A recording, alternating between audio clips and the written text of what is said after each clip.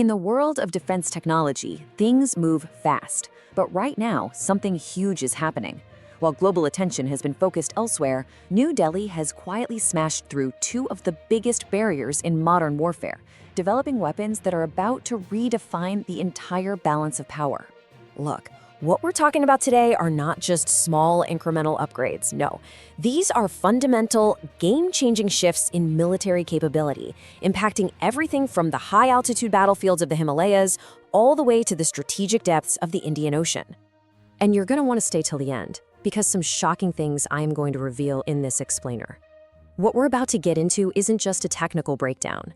We are going to explore how these new systems completely alter the geopolitical math for India's adversaries, and really reshape the very definition of deterrence in the region. So let's get back to the video.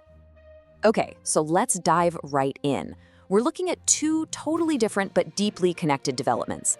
On one hand, you've got what I'm calling the tactical ghost, a silent, precise killer born from India's private sector. And on the other hand, we have the hypersonic hammer, a strategic, continent-spanning weapon forged in the government's most advanced labs. First up, let's talk about the Ghost, the Sheshnag 20.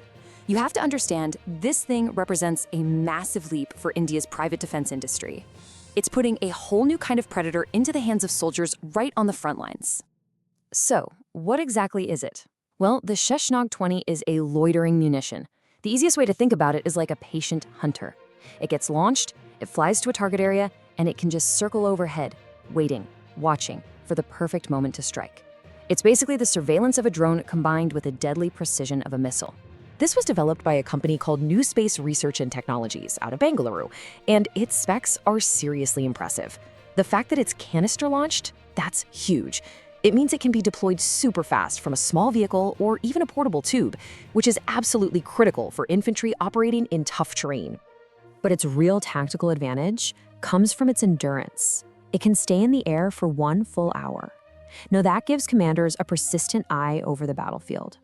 They can launch it, assess the situation, identify a high-value target like an enemy artillery piece, and then give the order to strike, all within a single mission. That's a game changer. Now this number right here, this is absolutely crucial. A service ceiling of 6,000 meters. That tells you this system was designed specifically for the brutal conditions of high-altitude warfare. It's tailor-made to give Indian forces a decisive edge in mountainous regions like Ladakh and Arunachal Pradesh. And maybe the most important point of all, it is 100% Indian. This is not some imported system that's been rebranded. Nope. This is a product of the Atmanirbhar Bharat initiative, and that means India controls the technology, the production, and the supply chain. That is a massive strategic win.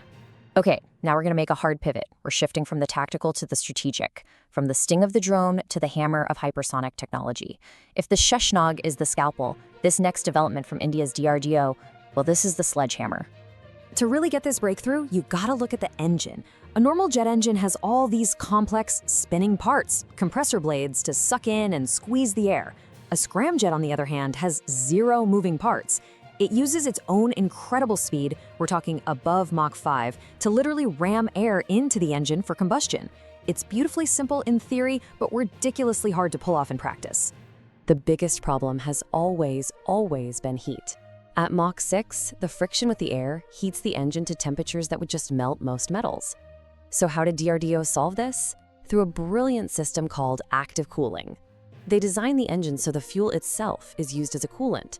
It runs through these tiny channels in the engine walls, absorbing that crippling heat before it gets injected for combustion. So it cools the engine down and preheats the fuel for better efficiency.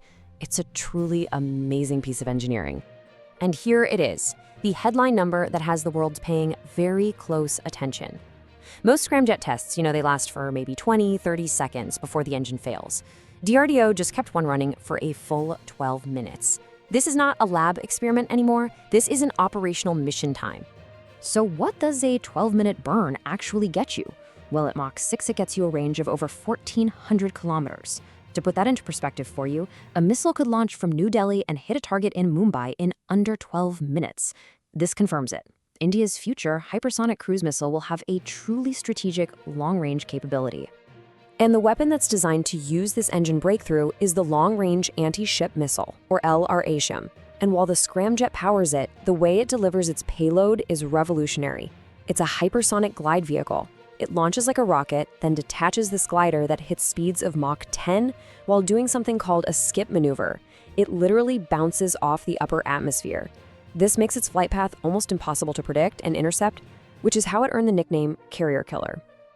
So now we have these two incredible, but very different weapon systems, a tiny drone and a giant missile. How in the world do they fit together? Well, it's all about creating a new, modern, and really flexible national security strategy.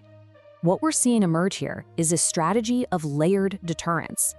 For those close-range, tactical targets like bunkers or artillery, India now has the low-cost, super-precise Sheshnag drone. For the high-value, strategic targets like command centers or naval carriers, it can unleash the unstoppable hypersonic system. It is all about having the right tool for every single threat. And this whole approach follows a really clear economic logic. You just don't use a multi-million-dollar asset to take out a target that a $50,000 drone can handle. The Sheshnag allows for cost-effective strikes, which saves the super high-end systems for the missions that matter most. This makes the entire defense posture more sustainable and, frankly, more credible.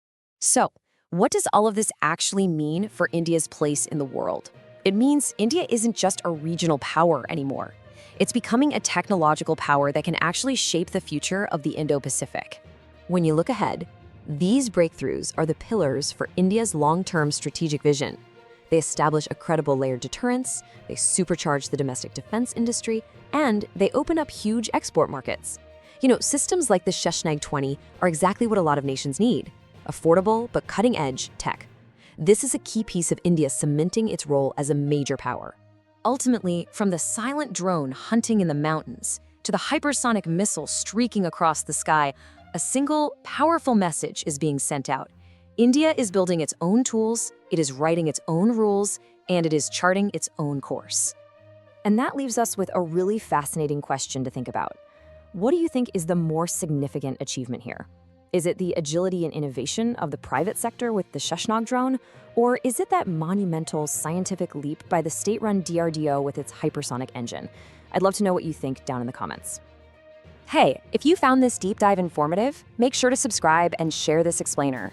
It helps others understand the incredible technological shifts that are happening right now.